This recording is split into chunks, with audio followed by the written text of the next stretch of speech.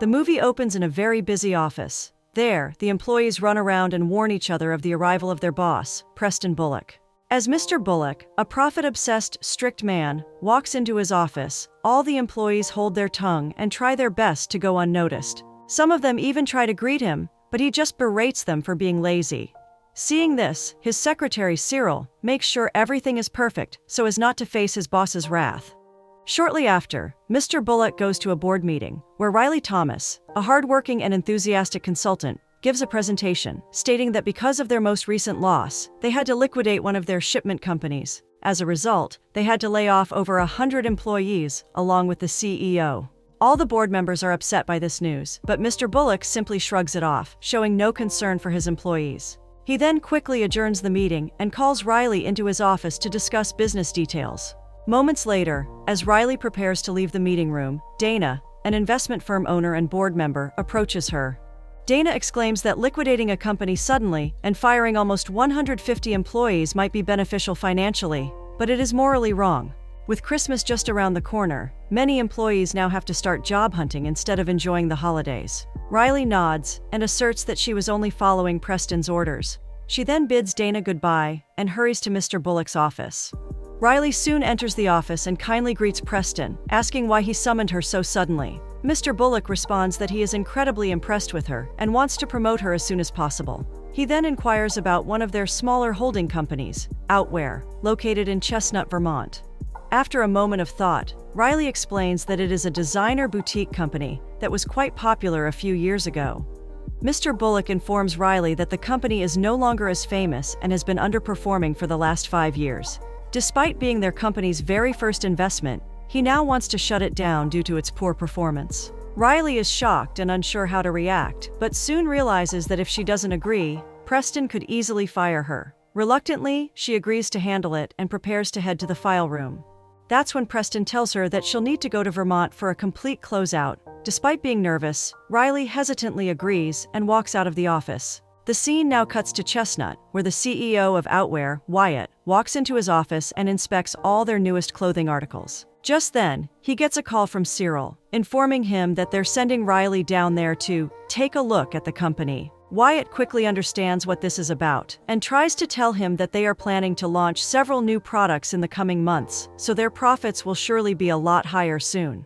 Cyril, however, just ignores him and asserts that Riley will arrive at their office early the next morning. Not wanting to argue, Wyatt exclaims that they'll be ready for her arrival and quickly hangs up. Back in New York, Riley punches out of the office and goes on a date with her boyfriend David. There she tells him that she now has a very serious job of liquidating a failing company. She then explains that if she manages to do so successfully, she would not only get promoted, but her salary would also increase drastically. David congratulates her heartily and wishes her all the best. However, deep down, Riley feels really guilty. With a solemn face, she complains about Mr. Bullock not caring about anyone and firing people right before Christmas. David just laughs and tells her that Christmas is a commercialized holiday with no special meaning. He then asks her to cheer up, saying that companies fail all the time, so it's not her fault that people are losing their jobs. Riley understands this and tries her best to stay calm. Eventually, after a long conversation, David advises her to not reveal her true motives until everything has been finalized. He asks her to go to Vermont under a false pretense and only puts the nail in the coffin when she's leaving. Riley feels as though this is a great idea and sticks to what he says. The next day, Riley goes to Chestnut and tries to find her way around the town. Just as she's looking at the map in her hand, a group of kids crashes into her, causing her to fall on top of a bunch of trash bags. Thankfully, an older gentleman, who introduces himself as Nick, comes to her aid and helps her up. He then tells her that he's going to Outwear as well, so he will gladly show her the way. Riley readily agrees and thanks him for the help. Soon after, the two reach their destination. There, Nick cheerfully greets all the employees and tells them that he's looking for a job. Meanwhile, Riley asks around for quite a while and then proceeds to go to Wyatt's office. But before she can do so, Wyatt walks over to her and introduces himself. He then reveals to her that the founder of Outwear is none other than Nick himself. Now confused, she asks Nick why he would apply for a job in a company that he created. In response, a gloomy Nick replies that after he sold his company to Preston's holding company, he was forced to retire. Riley is shocked by this and doesn't know how to respond. Instead, she tries to ask Wyatt about the company's finances. In response, Wyatt simply tells her that they're doing good and are not interested in any kind of help. Riley is really confused upon hearing this and asks him to elaborate. That's when she realizes that Cyril had told Wyatt the only reason their company is sending a consultant is to offer help and make certain adjustments for better profit. Despite being utterly surprised, Riley remains calm and tells him that she's there for the same exact reason. Eventually, Wyatt politely asks Riley to leave, stating that they don't need any monitoring. Riley retorts that the holding company has controlling power, so she will stay at the office and take care of things. Wyatt, annoyed by her attitude, suggests they discuss the matter in private. Riley agrees and follows him to his office. Once there, Wyatt informs her that his company provides employment to the entire town, and every family depends on Outwear for their livelihood. Needless to say, Riley is gutted to hear this and stays silent for a while. She then pretends to have a plan that could boost the company's profits, but Wyatt doesn't trust her and instantly declines her request. He snarkily tells her that she doesn't have the ability to see the company for what it truly is. Riley is angered, but also understands his point. Determined to fulfill her plan, she decides to hire someone to help her learn about Chestnut and the company. She then storms out of the office and instantly hires Nick at the company since he knows both the company and the town really well. Now confused, Wyatt stops her and tells her that she just can't boss everyone around. Riley simply smirks at that and informs him that she is the representative for Mr. Bullock's company, Bullock & Barnes. She is now the temporary head of Outwear, so she will do anything in her power to make the company better. Needless to say, Wyatt is left fuming. Nick, on the other hand, is elated to get a job and instantly accepts Riley's offer. Immediately after, he starts pulling out all the company's files and reports for Riley to analyze. Later that night, Riley calls David and tells him about her day. She asks if she's doing the right thing by hiding such a big fact from the entire town. David reassures her that it's completely fine and asserts that she's only doing what is expected of her. Riley nods and bids him good night. The next morning, Riley arrives at the office and greets everyone cheerfully. Edie, one of the employees, hands her an invitation to Outwear's upcoming Christmas party. Riley accepts the invitation but questions how they can afford to throw such an event when the company is struggling. Edie explains that it's just a Christmas party, but Riley isn't satisfied with the answer. Not wanting to reveal her real plans, she simply says she won't stay until Christmas and walks away. Shortly after, Wyatt offers to give her a tour of the office and manufacturing facility since she's so keen on knowing everything. Riley agrees, and they head toward the factory. On the way, Wyatt helps multiple people and greets everyone politely. It's evident that the people of Chestnut are very close-knit, almost like family. Riley is touched by this, but remains focused on her goal. Eventually, they arrive at the manufacturing facility, where they join Nick and observe the production floor. Riley looks at the people working there and is shocked to see just how close they are with Wyatt. They all wish him a Merry Christmas, which annoys her, as she believes holidays are just a facade for companies to make more money. It's clear that she has a pessimistic outlook on life, and seeing the cheerful employees only irritates her further. Moving forward, Riley looks at the equipment there and is pleasantly surprised to see them in such good condition. She checks their documentation and prepares to sell them as soon as possible. After the tour, Wyatt and Riley head back to the main office. On their way, Riley asks why everyone in the office kept thanking her for the help. In response, Wyatt tells her since Outwear had been struggling for quite a while, everyone thought the company would shut down really soon. That was the reason why they were hosting the upcoming Christmas Eve party, since they thought it would also end up being their farewell party. But now that Riley is here, everyone thinks she'll help take the company to a better place. Hearing this, Riley feels a lot worse than she originally did.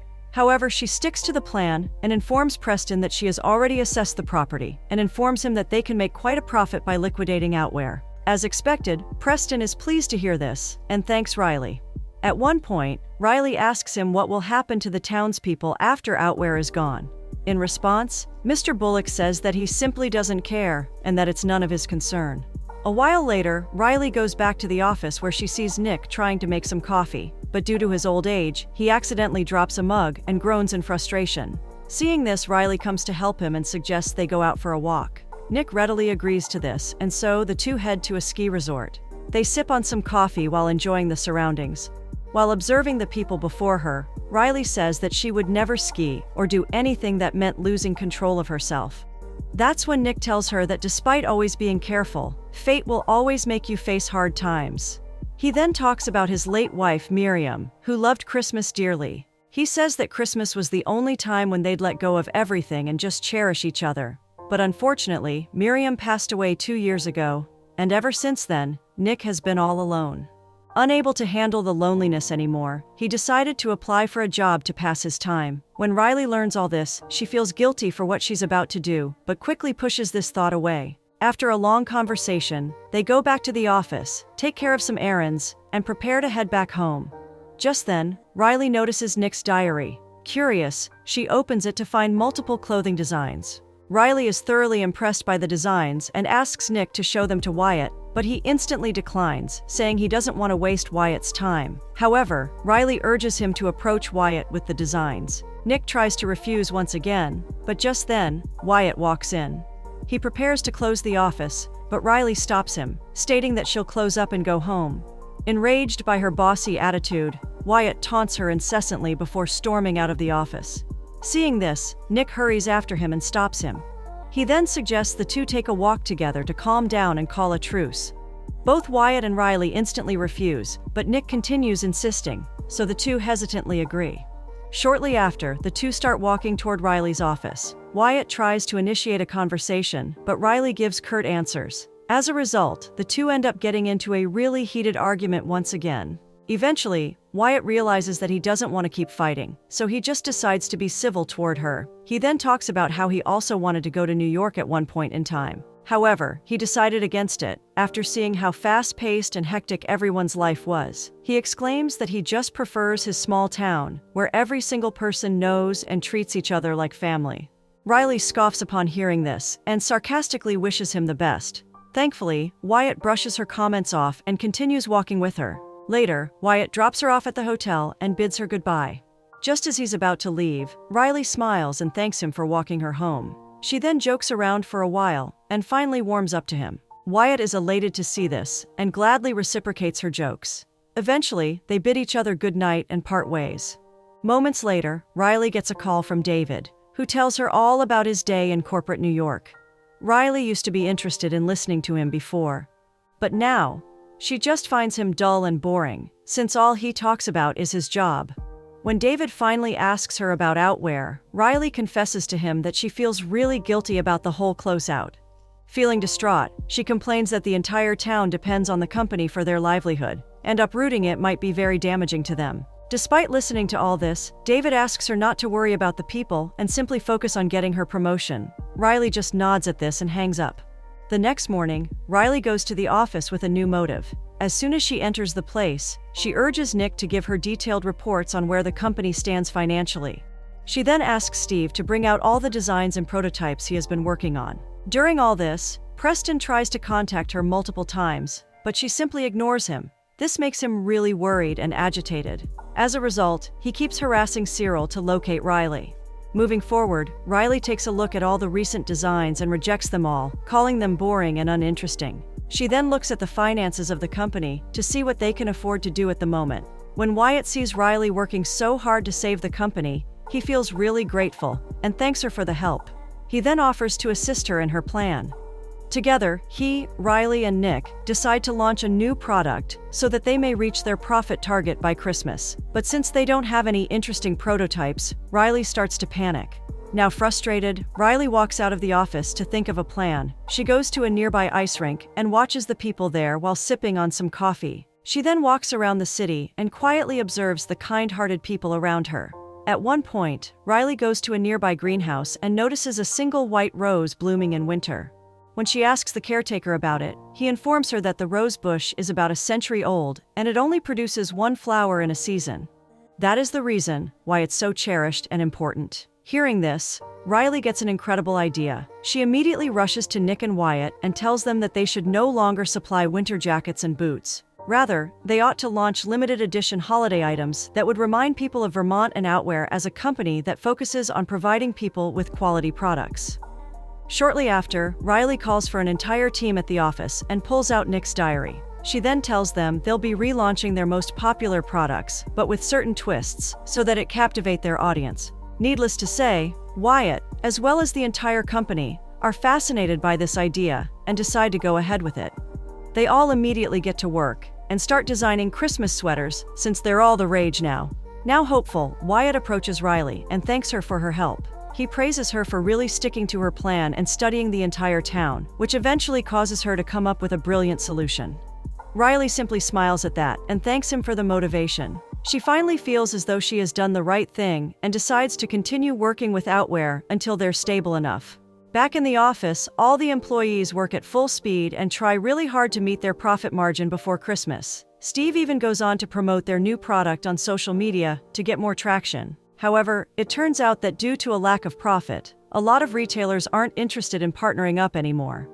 Now concerned, Wyatt asks Steve to continue trying and even asks him to approach new retailers and boutiques. That night, Riley calls David and excitedly tells him all that she's been planning, but much to her dismay, David is shocked at the news. He tells her that this is a really bad idea and asks her to stick to what Preston told her to do. Now frustrated, he warns that this plan will not only result in her unemployment, it will destroy the entire town of Chestnut. Riley, who had expected some positive encouragement from David, gets infuriated by these remarks and hangs up on him right then and there. The next day, Riley orders multiple posters to be placed all across town, promoting their newest Christmas sweater. She then sends advertisements to different channels and FM stations, asking them to boost Outwear's newest products. As expected, her plan works, and the sweaters start selling out. Days pass by, and the sweaters are supplied to multiple stores and outlets all across the country. A week before Christmas, Riley looks at the Christmas sweater sales reports and is shocked to find out that they've already made $1.5 million. Since their profit margin is $2 million, Riley cheers in excitement and hugs Wyatt tightly. Since they only have $500,000 left to hit the margin, they become positive that they can now save the company. Wyatt immediately takes this opportunity to ask Riley out. However, he also invites Nick with them to ensure that things don't get awkward between them. Moments later, the three of them go to a nice restaurant where both Nick and Wyatt express their gratitude towards Riley for helping them through such a tough time. Riley just blushes at this and tells them that none of this would have happened had their employees not worked so hard. To show their appreciation, Wyatt gives Riley her own Christmas sweater and asks her to put it on. Riley readily does so, while stating that the sweater is really comfortable. Just then, slow music starts playing across the restaurant, so Wyatt asks Riley for a dance. Riley agrees, but instead of going with Wyatt, she takes Nick to dance with her. Needless to say, Wyatt is left disappointed. In the meantime, Nick asks Riley if she is interested in Wyatt. Riley replies that she is. However, she complains that Wyatt doesn't really like her, so getting too close to him might hurt her. Hearing this, Nick asks her not to be so sure about his feelings and urges her to get closer to him. Riley agrees with this and hopes that Wyatt confesses his feelings to her fast enough. Right at that moment, Wyatt approaches Riley and asks if she'd like to dance with him. Now flustered, Riley agrees and gets closer to him. The two sway to the music whilst complimenting each other. Soon, they both realize their feelings for each other and lean in for a passionate kiss. But just as their lips are about to touch, Riley changes her mind and embraces him instead. She places her head on his shoulder and slowly dances with him. Later that day, while Riley is working, Wyatt walks into her office and informs her that their sweaters are selling really fast. But since they have a lot of work to do, they are forced to stay at the office for incredibly long hours. So, in order to cheer everyone up, Wyatt suggests they order pizza. Riley is about to agree, but just then, she gets a call from Preston. Now panicking, she immediately runs out of the office to talk to him. As expected, Mr. Bullock yells at her for directly disobeying his orders and selling sweaters instead. Riley tried to explain her side, but Preston continued berating her for being so stupid. Eventually, she blurts out that even though her sole purpose there was to fire everyone and sell the company's assets, she could not do it anymore. At that moment, she turns around to see Wyatt standing behind her. Unfortunately, he had heard everything. Heartbroken, he doesn't say a word and just runs back to the office. Riley runs behind him and tries to explain the entire situation to him, but Wyatt completely ignores her. Instead, he tells everyone in the company about Riley's main goal. Overwhelmed with emotions, Riley tells them that she did want to lay everyone off at the start, but after getting to know them and the company, she decided against it. She explains to them that she genuinely wants to help them. Wyatt, however, cuts her off and accuses her of using them. He yells at her for exploiting them and lying to them about her true motive. Tears stream down Riley's eyes as she tries her hardest to convince everyone otherwise, but sadly, it doesn't work. So, she just apologizes to everyone and runs out of there. After she leaves, Nick glares at Wyatt for being way too insensitive. He asserts that even though Riley wasn't truthful from the beginning, she was definitely genuine. He then tries to change Wyatt's mind about Riley but ends up failing miserably. Back at the hotel, Riley quickly wipes her tears and packs up all her stuff. She then books a cab and plans on leaving Chestnut as soon as possible. Amidst this whole ordeal, Riley keeps thinking about Wyatt and reminiscing about all the moments they spent together. Soon after, she gets into the cab and leaves for the airport. On the other hand, the sweater's sales start to slow down, and Wyatt gets incredibly worried. Noticing his anxiety, Steve explains that the only reason their sweater isn't doing so well is because they didn't have enough time. Wyatt simply nods at this and stays silent. He is now convinced that their company will be liquidated, so he gives a speech to all his employees before they part ways for good. He profusely thanks them all for their hard work and urges them to come to Outwear's upcoming, and quite possibly the last, Christmas Eve party, and enjoy themselves to the fullest. Back in New York, Riley goes to meet David to clear her head. However, she keeps checking her phone for updates on the Christmas sweaters. Seeing this, David gets really annoyed and asks her to just stop thinking about them. Instead, he urges her to look for a job because Preston will surely fire her any moment now. Riley, however, doesn't care about her job at all. All she cares about are the people of Chestnut, who were so happy to see her helping them. With a solemn face, she explains to David that Vermont helped her to discover herself and has basically changed her whole outlook on life. Finally, after a whole lot of thinking, Riley tells David that she isn't like him. She wishes him the best in life and then dumps him. She quickly leaves the restaurant and heads back home. But just then, she runs into Dana, who appears to be wearing an Outwear sweater. Still wanting to help the company, Riley asks Dana if they can talk privately. Dana readily agrees, so the two head to a nearby bar. There, Riley explains the entire situation to Dana and even goes on to say that she's not the same person anymore. Finally, after a brief conversation, she asks Dana for a big favor. Back in Chestnut, all the employees of Outwear gather together for their annual Christmas Eve party. They talk to each other, grab some drinks, and then dance around to the music. Meanwhile, a very stressed Wyatt remains cooped up in his office, blaming himself for the downfall of Outwear. Frustrated, he laments about how they're so close to the profit margin. Just then, Steve approaches him and asks him to join them at the party. Despite being hesitant, Wyatt agrees and goes to the main hall. He quickly joins Nick, and together, the two propose a toast to Outwear and its amazing employees. They thank everyone for their hard work and prepare to announce the official end of the company. But at that moment, Riley appears in front of him and tells him that Outwear is not going to shut down anytime soon. Wyatt is surprised to see her and instantly runs up to her. He apologizes for being so harsh and thanks her for all her ideas and effort. Riley simply smiles at that and then apologizes to everyone for hiding the truth from them. While smiling gleefully, she announces that Dana, who after hearing all about Chestnut and Outwear, was so intrigued by the place that she decided to give its people a chance. Riley then explains that Dana's investment company is more than willing to fully invest in Outwear's classic clothing line. That means the company is still in business. Hearing this, everyone cheers in excitement and thanks her for going to such lengths for them.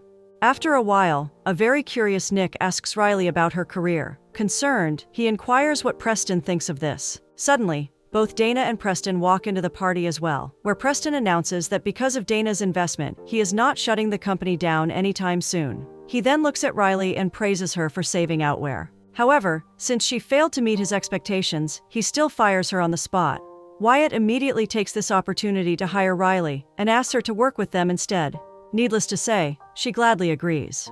Later, while Riley casually looks over at all the people at the party, Wyatt approaches her and asks her to stay back in Chestnut. He then confesses his feelings to her and tells her that he has fallen for her. Now emotional, Riley quickly wipes her tears and reveals that she loves him too. The two then kiss each other and decide to start dating. Seeing this, the entire party claps for them, including a very puzzled Preston, and wishes them the best in life.